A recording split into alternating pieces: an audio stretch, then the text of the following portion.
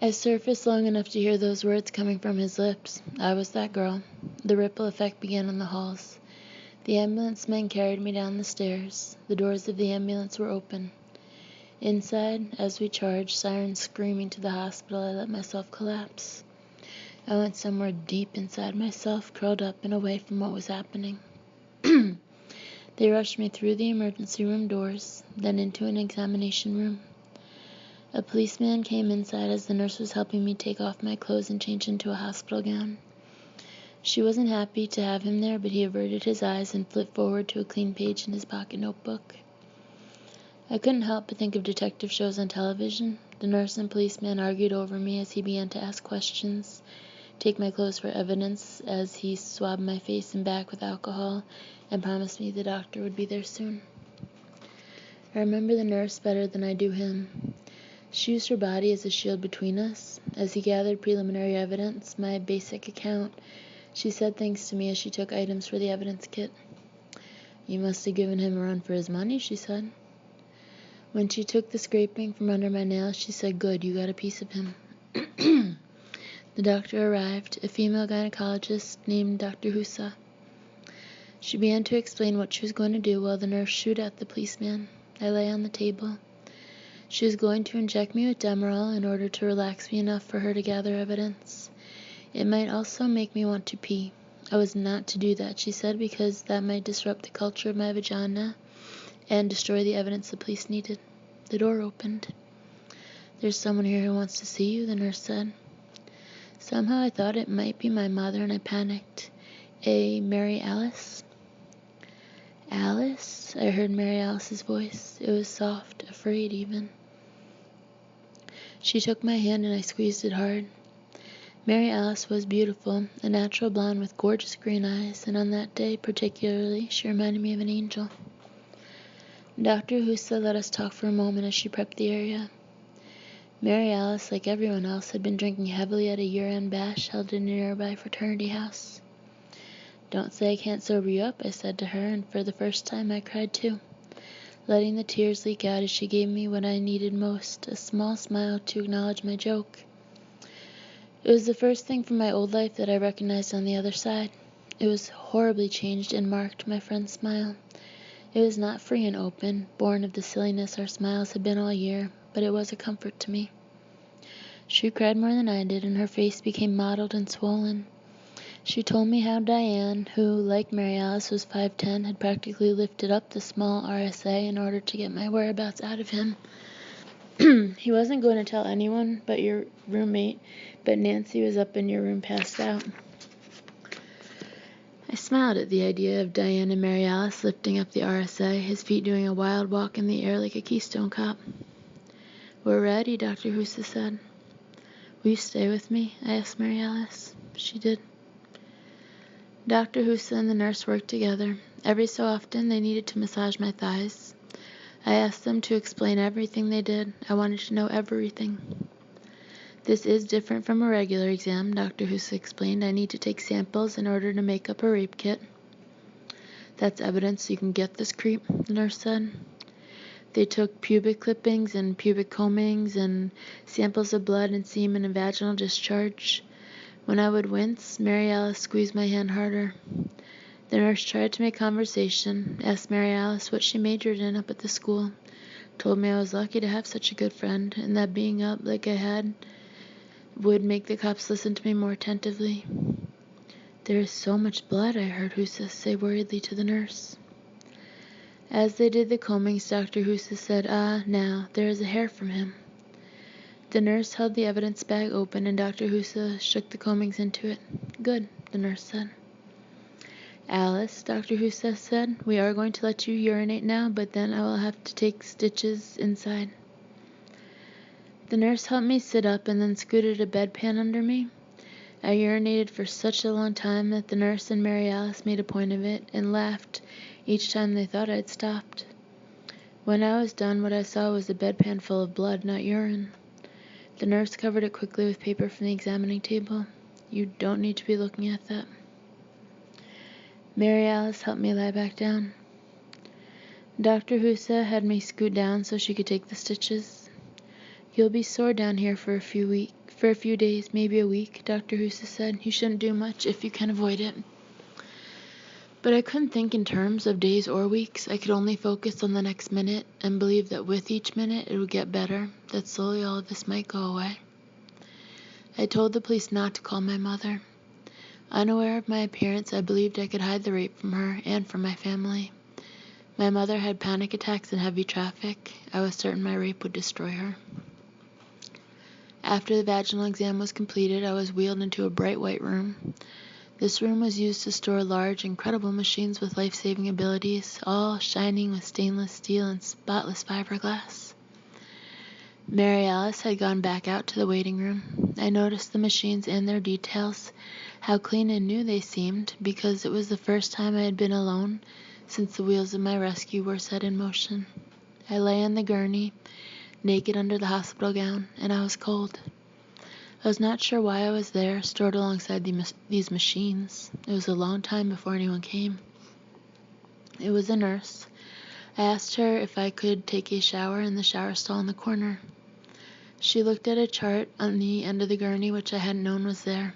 I wondered what it said about me, and pictured the word rape in bold red letters written diagonally across the page. I lay still and took shallow breaths.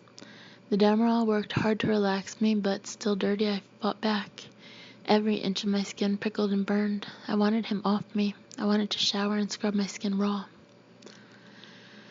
The nurse told me I was waiting for the psychiatrist on call.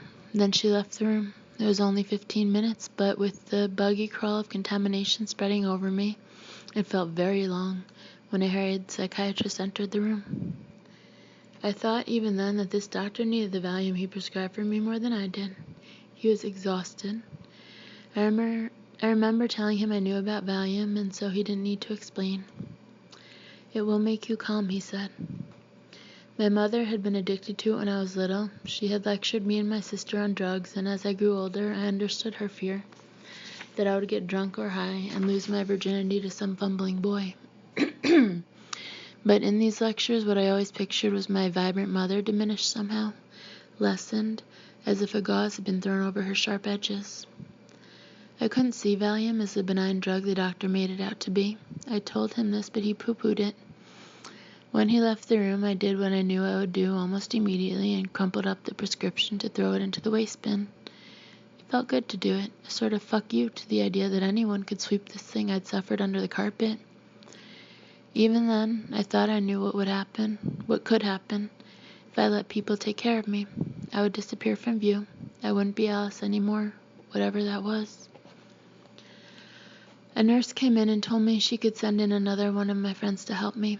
With the painkillers, I would need a nurse or someone else to help me keep my balance in the shower. I wanted Mary Alice, but I didn't want to be mean, so I asked for Tree, Mary Alice's roommate and one of our group of 6. I waited, and as I did, I tried to think of what I could tell my mother, some kind of story that would explain why I was so sleepy. I could not know, despite the doctor's warnings, how sore I would be in the morning, or that an elegant latticework of bruises would appear along my thighs and chest, on the undersides of my upper arms around my neck, where days later, at home, in my bedroom, I would begin to make out the individual pressure points of his fingertips on my throat. A butterfly of the rapist's 2 thumbs interlocking in the center, and his fingers fluttering out and around my neck. I'm gonna kill you, bitch. Shut up, shut up, shut up. Each repetition punctuated by the smash of my skull against brick, each repetition cutting off tighter and tighter the airflow to my brain. Tree's face and her gasp should have told me that I couldn't hide the truth, but she recovered herself quickly and helped me navigate over to the shower stall. She was uncomfortable around me. I was no longer like her, but was other than. I think the way I survived in the early hours after the rape was by spiraling the obsession of how not to tell my mother over and over again in my brain. Convinced it would destroy her, I ceased thinking of what had happened to me and worried about her instead.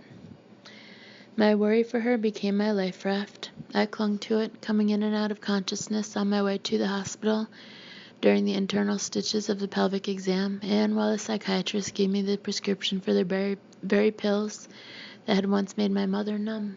The shower was in the corner of the room. I walked like a wobbly old lady, and Tree steadied me.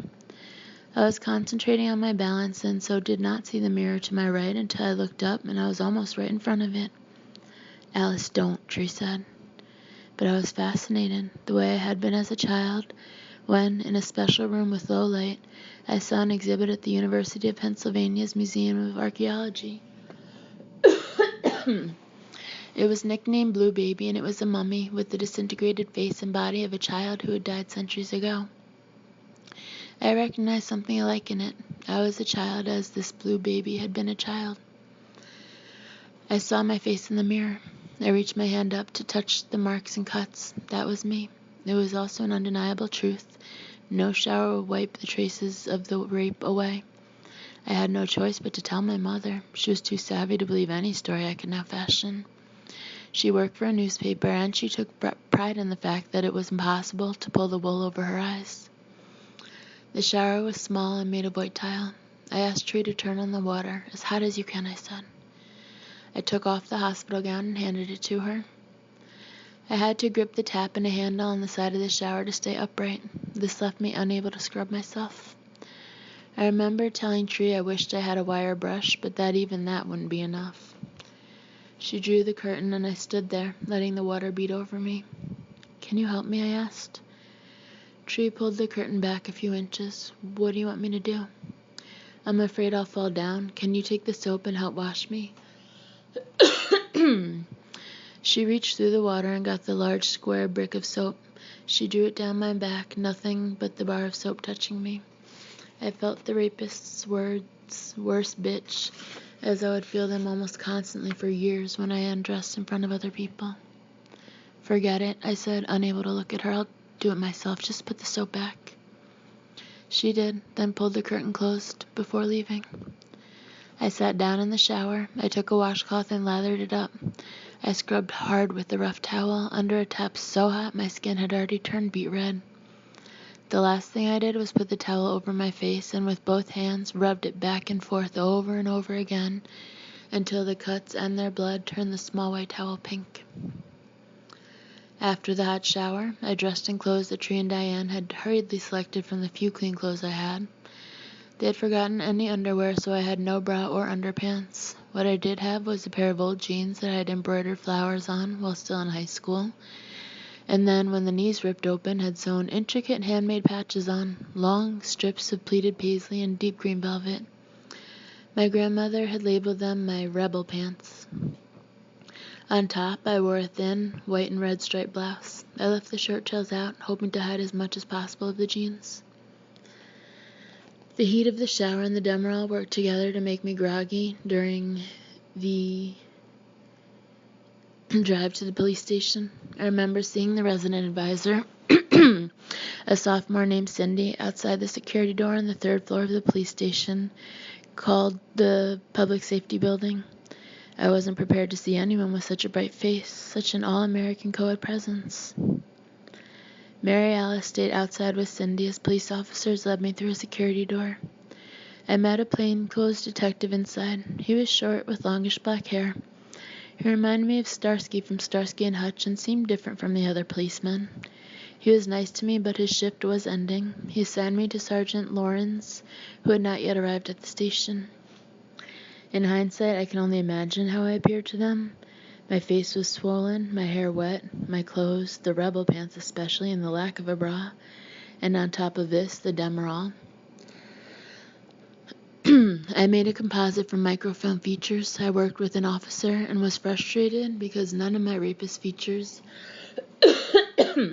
seemed to be among the 50 or so noses, eyes, and lips. I gave exact descriptions, but when nothing was acceptable to me among the tiny black and white features I could select, the policemen decided on what was best. The composite that went out that night looked little like him. The police then took a series of pictures of me, never knowing another series had been taken earlier that night.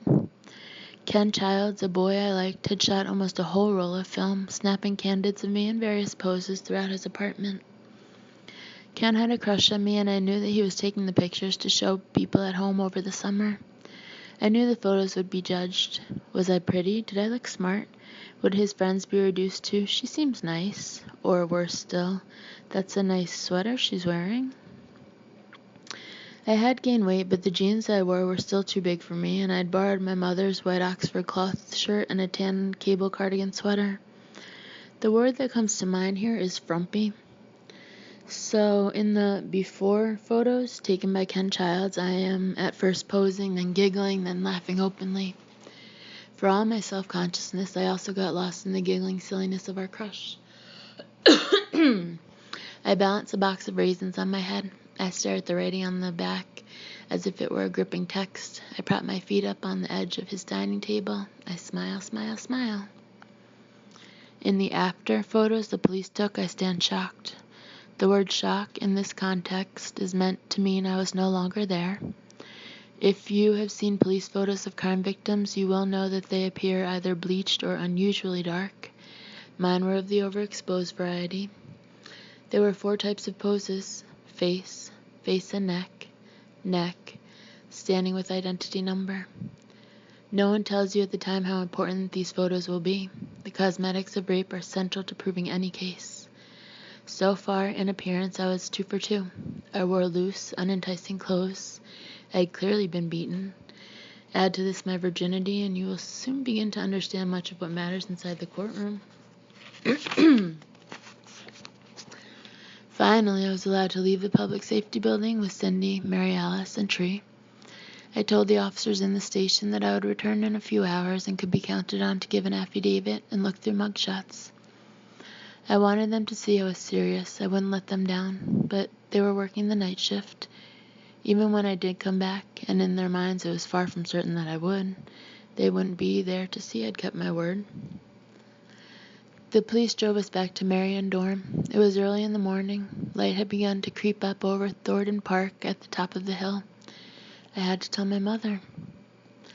The dorm was deathly quiet. Cindy went into her room at the top of the hall, and Mary Alice and I agreed we would meet her there momentarily. Neither of us had a private phone. We went to my room where I found a bra and underwear to put on under my clothes. Back out in the hallway, we ran into Diane and her boyfriend Victor. They had been up all night waiting for me to come home. My relationship to Victor before that morning consisted primarily of not understanding what he had in common with Diane, whom I found loud.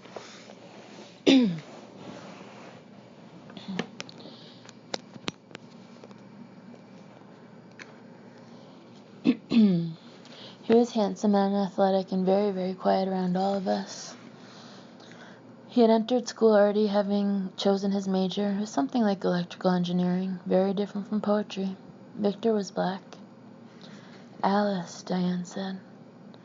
Other people came out of Cindy's open doorway, girls I knew vaguely or those I didn't know. Victor wants to hug you, Diane said. I looked at Victor. This was too much. He was not my rapist, I knew that. That was not the issue. But he was blocking my way to the last thing on earth I wanted to do, and the thing I knew I had to do, make that call to my mother. I don't think I can, I said to Victor. He was black, wasn't he? Victor asked. He was trying to get me to look at him, look right at him. Yes. I'm sorry, he said. He was crying. The tears ran slowly down the outside of his cheeks. I'm so sorry. I don't know whether I hugged him because I could not stand to see him crying. Parentheses, so odd in the Victor I knew, the quiet Victor who studied diligently or smiled shyly at Diane, close parentheses, or because I was prompted further by those around us. He held me until I had to pull away, and then he let me go. He was miserable, and I cannot even now imagine what was going on inside his head. Perhaps he already knew that both relatives and strangers would say things to me like I bet he was black. And so he wanted to give me something to counter this, some experience in the same 24 hours that would make me resist placing people in categories and aiming at them my full-on hate. It was my first hug from a man after the rape, black or white, and all I knew was that I couldn't give anything back. The arms around me, the vague threat of physical power, were all too much. By the end, Victor and I had an audience. It was something I would have to get used to. Standing close to him, but separated from the embrace. I was aware of Mary Alice and of Diane. They belonged. The others were foggy and off to the side. They were watching my life as if it were a movie. In their version of the story, where did they fit? I would find out over the years that in a few versions I was their best friend. Knowing a victim is like knowing a celebrity, particularly when the crime is clouded and taboo. When I was doing research for this book back in Syracuse, I met a woman like this. Without recognizing me at first, only knowing I was writing a book on Alice Sebold's rape case, she hurried in from another room and told me and those assisting me that the victim in that case was my best friend. I had no idea who she was. When someone referred to me by name, she blinked and then came forward, embracing me to save face. In Cindy's room, I sat down on the bed closest to the door. Cindy, Mary Alice, and Tree were there, perhaps Diane. Cindy had shooed the others out and shut her door. It was time. I sat with the phone in my lap. My mother was only a few miles away, having driven up the day before to take me home from Syracuse. She would be up and puttering around her hotel room at the Holiday Inn. At that time, she traveled with her own coffee maker because she made decaf in her room. She was coming down from as much as 10 cups of coffee a day, and restaurants weren't yet in the custom of serving decaf. Before she dropped me off at Ken Childs' house the evening before, we had agreed she would come to the dorm around 8:30 a.m. A late start for her, but a concession to the fact that I would have been up late, saying goodbye to friends. I looked around at my girlfriends, hoping they would say, "You don't look so bad," or provide me with the single and perfect story to explain the cuts and bruises on my face, the story that I hadn't been able to come up with during the night. Tree dialed the phone. When my mother picked up, Tree said, "Mrs. Sebold, this is a friend of Alice's, Tree Robeck." Maybe my mother said hello. "I'm going to put Alice on the phone now. She needs to speak with you." Tree handed me the phone. "Mom," I started. She must not have heard what I thought was the obvious quaver in my voice. She was irritated. "What is it, Alice? You know I'm due over soon. Can it wait?" "Mom, I need to tell you something." She heard it now. What is it?"